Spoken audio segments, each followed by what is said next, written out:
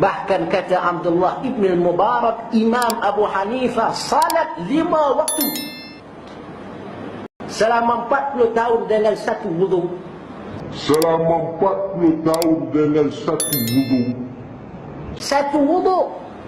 Habib Abu Bakar bin Abdullah Al-Attas satu kali duduk baca Yasin 90.000 kali.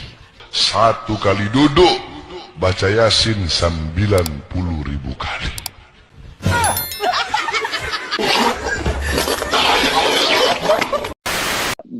Berapa lama kira-kira Habib Muhammad bin Idris itu menetap di Surabaya, Habib? Nah itu seperti yang saya katakan, enggak netap di Surabaya, beliau netapnya di Cirebon. Taradud cuma, Tapi dari ya, Cirebon. beliau cuma sering datang ke Surabaya, tiap 2 bulan, 3 bulan sekali datang ke Surabaya. Dan di Surabaya pun hanya sekitar seminggu 2 minggu kembali, karena beliau sangat cinta sama Surabaya, sangat senang sekali dengan Surabaya.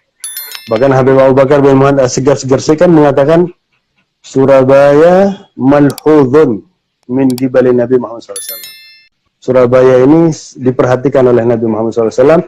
Yatufu bihada iman sallallahu alaihi wasallam.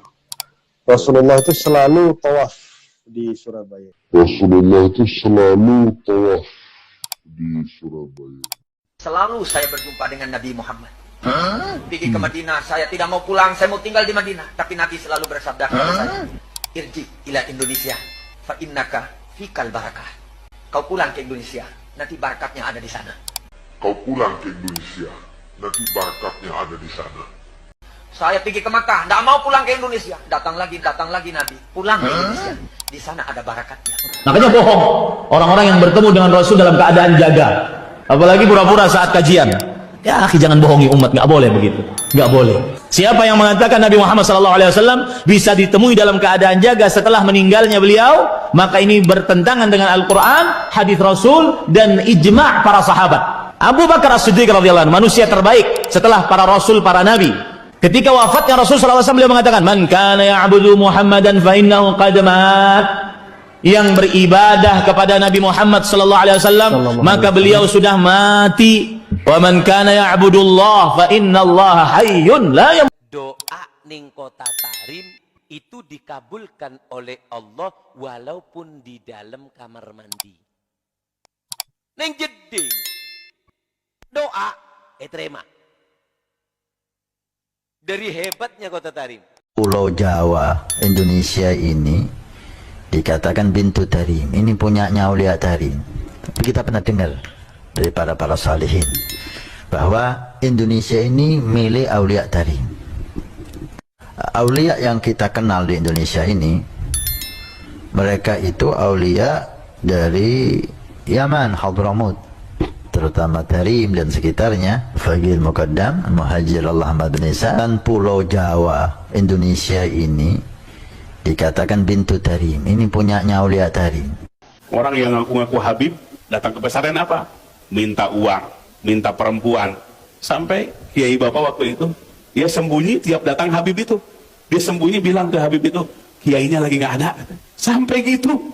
Cik, bapak misalkan, tahu nggak mana turunan Nabi mana bukan? Udah 14 abad kita teh. Jangan asal irung mancung aja. Orang Pakistan juga mancung, orang Irak juga mancung, orang Suriah juga mancung. Kita nggak bisa membedakan mana yang suku Hijaz, mana yang suku Irak, mana yang suku Yaman. Sama aja begitu. Makanya buang feodalisme dalam Islam. Tidak ada seperti itu dalam Islam. Nabi sendiri yang berkata, yang bersabda, seandainya Fatimah mencuri, aku yang akan memotong tangannya. Begitu jelasnya hukum Islam.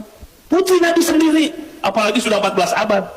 Jadi jangan sampai ngaku-ngaku keturunan tapi pingin dapat status sosial, pingin jadi majikan. Itu yang namanya feodalisme. Sebagian habaib itu kalau ada anak cucu Syekh Abu Bakar bin Salim lagi bermain, ya dikasih tahu, sini Ikam, aku tahu Ikam ini keturunan Nabi habaib, tapi hati-hati dengan anak turunan Syekh Abu Bakar bin Salim. Anak turunan Syekh Abu Bakar bin Salim ini yang beriman bertakwa kepada Allah Ta'ala semuanya wali min awliyaillah. Berhati-hatilah kalian. Yang ditakutkan murka Allah Ta'ala datang kepada kalian. Karena Syekh Abu Bakar bin Salim ini sangat luar biasa. Luar biasa. Bahkan ucapan beliau mengatakan, kalau aku tidak malu kepada Allah, ini yang sangat luar biasa. Yang pian belum pernah dengar dari biografi para wali-wali yang lain. Kalau aku tidak malu kepada Allah Ta'ala, maka neraka Jahannam itu akan aku matikan.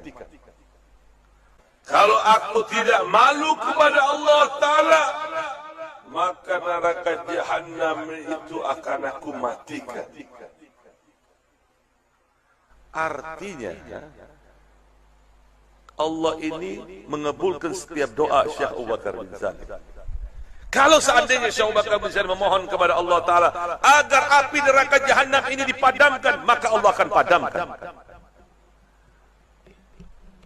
Lihat bagaimanakah ketawaduan, kesungguh-sungguhan, kehususiaan, itu semua didapatkan dengan mujahadat, dengan mematikan hawa nafsu yang ada pada dirinya. Kalau ada yang ngaku Habib, dengarkan telinganya, jangan berlaporan polisi, kelelawasan.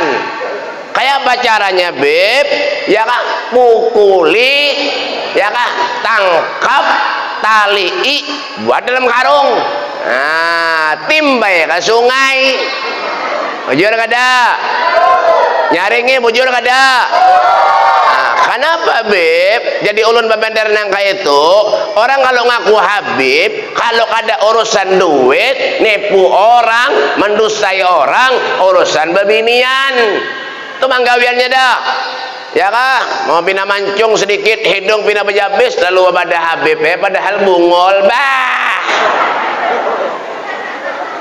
Nah, dengarkan telinganya baik-baik. Ada kada di sini? Ada kada? Ada kada? Punya ada, angkat tangan. Lah kasih tampul banyak orang. Satu kiai yang alim bagi gua hari ini, satu kiai yang alim, ya ingat, satu kiai yang alim lebih mulia daripada seluruh habaib yang ada di dunia ini dari semenjak Ubaidillah sampai hari ini. Jelas? Kenapa? Karena tidak ada kejujuran di antara kalian. Saya lihat pembohong nggak bisa dijadikan guru, pembohong tidak perlu dimuliakan.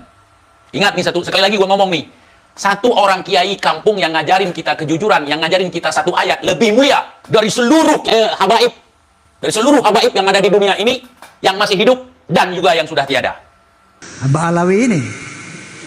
Lalu kata beliau, selama ini saya menyaksikan arogansi daripada oknum-oknum habaib yang jauh dari syariat. Jadi membuat doktrin-doktrin yang sesat, menyesatkan. Seperti apa misalnya? Misalnya kita sering ada viral di sebuah video. Ada seorang habib berkata begini misalnya. Itu ada tukang kacang namanya Maman. Itu si Maman ini nggak beres ibadahnya. Tapi beliau ketika seorang habib, nggak perlu saya sebut namanya, al-maghfurullah, udah meninggal dunia soalnya, kalau minta kacang dikasih, dianterin. Satu saat si Maman ini meninggal, maka dikasih tahu sama habib ini, Beb, Maman meninggal, baik nanti aku datang. Begitu habib ini datang, dititipin surat di bawah lehernya, kata habib ini. Ditulis sebuah surat, disimpan di bawah lehernya. Man, nanti kalau munkar wa nakir tanya, lo jangan jawab. Kasih aja nih surat, nanti lo masuk surga bi ghairi hisab. Ini kayak begini yang disebarkan. Menurut Ki Imad, banyak hal-hal seperti itu, yang khurafat seperti itu. Maka muncullah kecurigaan beliau. Maka beliau mulai meneliti. Nah tentunya ada sanggahan-sanggahan dan sebagainya. Nah, sampai kepada tes DNA. Saya juga sudah podcast, barangkali antum sudah lihat podcast saya dengan Dr. Hugeng. Ya, beliau menyatakan bahwa menurut tes DNA bahwa yang namanya Ba'alawi mustahil sebagai keturunan Nabi.